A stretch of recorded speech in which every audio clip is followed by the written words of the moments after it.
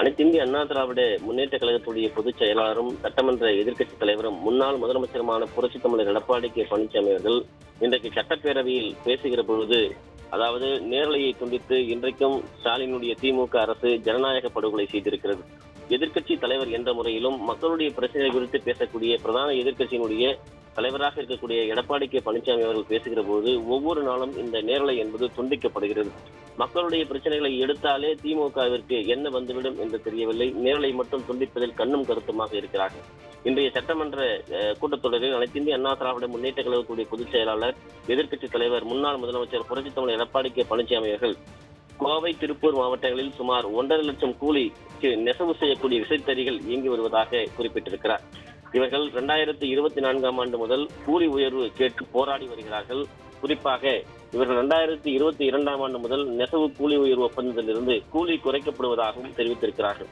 மேலும் 3 முறை மின்கட்டண உயர்வு, விலைவாசி உயர்வு, தொழிலாளருக்கு வழங்கக்கூடிய கூலி உயர்வு, உதிரி பாகங்களுடைய விலை உயர்வு ஆகியவற்றிற்கு ஏற்ப நியாயமான புதிய நெசவு கூலி உயர்வுடன் நெசவு கூலி உயர்வு ஒப்பந்தத்தின் அடிப்படையில் குறைக்காமல் இந்த வழங்கக்கூடிய வகையில் சட்ட பாதுகாப்புடன் நடைமுறைப்படுத்தக்கூடிய வகையில் ஒப்பந்தம் ஏற்படுத்த கோரி 12/1/2024 முதல் கோவை மாவட்ட ஆட்சியர், திருப்பூர் மாவட்ட ஆட்சியர், தொழிலாளர் நலத்துறை அதிகாரிகள், துறை அமைச்சர்கள், நாடாளுமன்ற உறுப்பினர்கள் என்று அனைவரிடமும் சுமார் 25க்கும் மேற்பட்ட முறை மனுக்கள் அளித்திருப்பதாக அவர் குறிப்பிட்டிருக்கிறார்.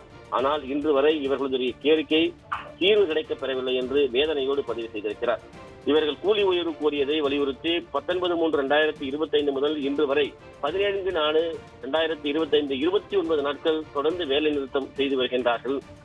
கோவை மாவட்டம் சோமனூரில் விசைத்தறி தொழிலாளர் சங்களுடைய கூட்டமைப்பு நிர்வாகிகள் 12 பேர் கடந்த 6 நாட்களாக உண்ணாவிரதம் இருந்து வருவதாக குறிப்பிட்டிருக்கிறார்.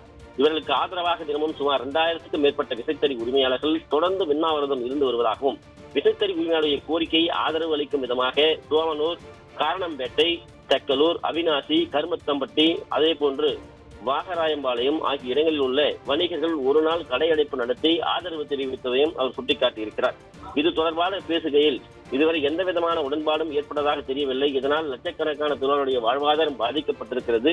இது தொடர்பாக கழகத்தினுடைய கோவை, திருப்பூர் மாவட்டங்களைச் சேர்ந்த கழக சட்டமன்ற உறுப்பினர்கள், சூலூர் தொகுதியினுடைய அனைத்து இந்திய அண்ணா திராவிட முன்னேற்ற கழகத்துடைய சட்டமன்ற உறுப்பினர் VP கந்தசாமி, அதே போன்று சட்டமன்ற உறுப்பினர் திரு MSM ஆனந்தன், திருப்பூர் வடக்கு சட்டமன்ற உறுப்பினர் KN விஜயகுமார் ஆகியோர் குறிப்பாக இது தொடர்பான விவரங்களை முழுமையாக அவர்களுடைய வாழ்வாதாரம், லட்சக்கணக்கான தொழிலாளர்களுடைய வேதனை கழகத்தின் சார்பில் தொடர்ந்து அவர்கள் எடுத்துரைத்திருக்கிறார்கள். அதே போன்று கழக சட்டமன்ற உறுப்பினர்கள் இவர்கள் தமிழ்நாடு சட்டமன்றத்தில் கவன ஈர்ப்பு தீர்மானமும் கொண்டு வந்திருக்கிறார்கள்.